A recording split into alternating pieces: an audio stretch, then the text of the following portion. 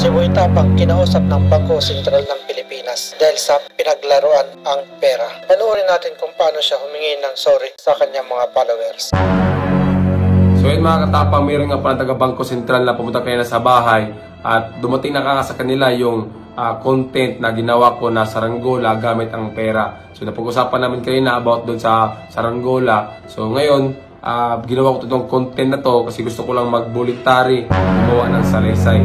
So gusto ko lang po humingi ng sorry sa Bangko Sentral ng Pilipinas dahil dun sa ginawa ko na saranggola gamit ang pera.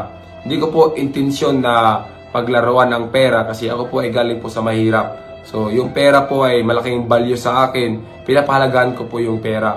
Ginawa ko lang po yung content na saranggola kasi po ay for entertainment purposes only.